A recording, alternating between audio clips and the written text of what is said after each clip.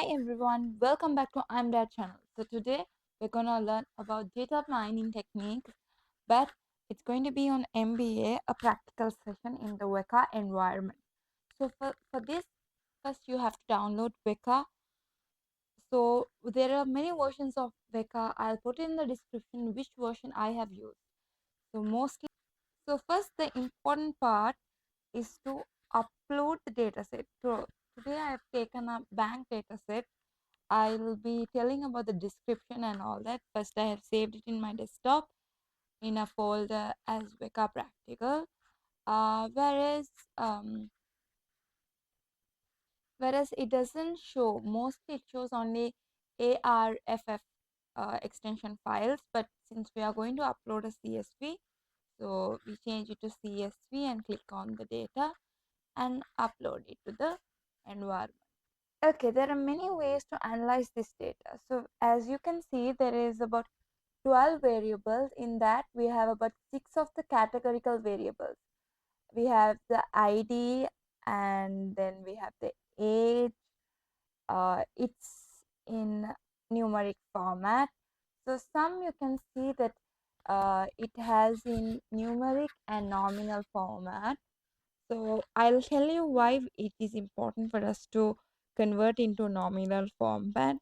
Then we can see for the six, or we can see what are the regions available, what are the income of the particular customer, and then next we can see whether they are married or not married, whether they have children or they don't have children, or we can also see whether they own a car or they don't, or the next one is whether they have a savings account, or the next one is whether they have a current account or they are holding any mortgages is the next one. And PEP is our target variable. Let me explain what is a target variable. Target variable is a variable which helps to identify whether we have, based on the other variables, whether this would happen or not. So for in our example, it's PEP, where did the customer buy the personal equitative plan after all the variables, or based on which variables does the customer is buying. So that is a way of analyzing how a customer would buy, or which sort of customer we have to promote after finding the rules. Which has been plotted on to the right side is uh, for each variable how the target variable has been affected. So red means know the with this particular age, or with this particular children, there are amount of customers who did not buy the personal equity plan. And blue means they have bought the personal equipment plan. So the data itself doesn't have any null values when I took the data. So first we have uniquely identified the custom ID. So we have to remove this attribute before the data mining step.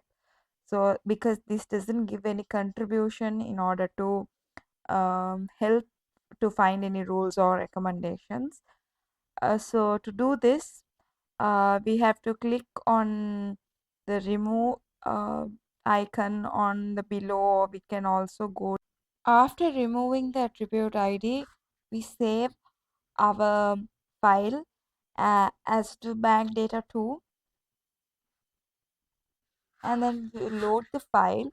After loading the ARFF extension file, we are going to find for the numeric values, which is age, income, and children in our case. So we're going to change this to nominal because a priori algorithm, before applying the data mining technique, it is important to convert into nominal. To do this, we go to the filters. So we choose a filter called discrete, and then after that we apply to the attribute, as in like with the amount of 3 bins, because we could see in the visualization on the right itself there is almost 3 main points it has been separated into. So starting off with 3 category is for we're going to put for age, that is starting off from 0 to 34, then 35 to 50, and 50 and more above age is going to be divided. Next is the number of children. So the number of children shows us numeric, whereas we can also see that there will be only, it won't be coming under ranges, or it won't be coming under decimal points or anything. So what we have to do is get only the distinct values. For that, we can convert using the filters. We can choose a filter which is numeric to nominal, whereas we are going to convert uh, all the numeric values from the in children to nominal. So that is going to give an output as children starting off with no children, that is 0, 1, 2, and 3, the maximum. Then our next variable is the income attribute. So the income attribute also we could see that we're going to divide into 3 main categories. So starting off with from 0 to 2004, odd how much the income will be there, and then continuously like that. By using the district filter we have used on age and income attributes, we have got the output as a decimal value for the 3 bins we have created. For our identification, we can open in the Word or a notepad, and we can replace the values of what it has been splitted by the Weka itself.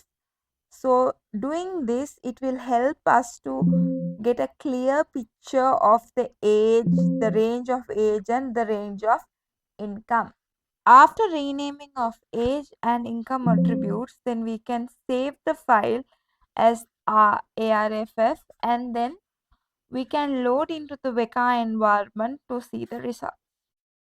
So now it clearly shows all the attributes has been converted to nominal, and now it is ready for the finding the association rules. So starting off with clicking on the associate tab, we can choose which algorithm we are going to use, that is the a priori algorithm, and then you will get a dialog box, whereas you can see the support, confidence, upper bound, number of rules. Also we can change the confidence to it is a drop down list to lift or leverage on conviction.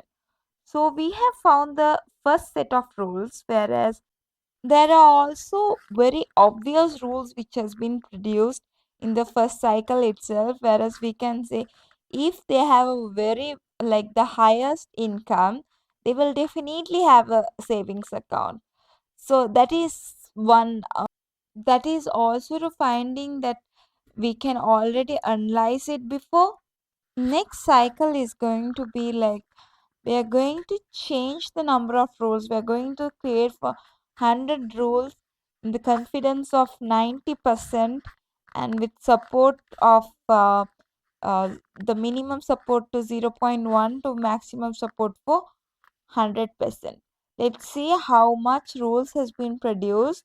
So there is about 49 rules which has been 41 rules which has been produced with the confidence, maximum confidence of 90%, from 100% to 90%, whereas there are lot of predictions could be taken in the age of early age, that is like 0 to 34, in that age, like starting off like 18 odd age, and if they don't have a car or a mortgage, usually their income is to be in the average in the first range in 24,000 average only they will be getting the income. So there are many predictions could be seen, and the rules are really strong because the confidence shows it's 90% from 100 to 90%, and the lift is also great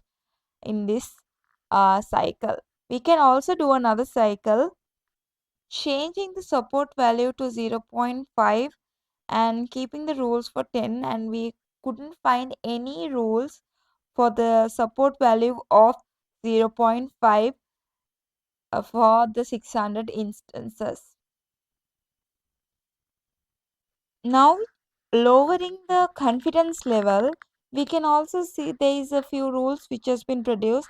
If there is a savings account, there is a current account, but we cannot um, take this as an rule or to do a recommendation to the client, because we cannot exactly say how this rule is strong enough, because the confidence is low, the lift is low, plus also the support is also comparatively low. So these are few rules that we cannot be taking into the consideration.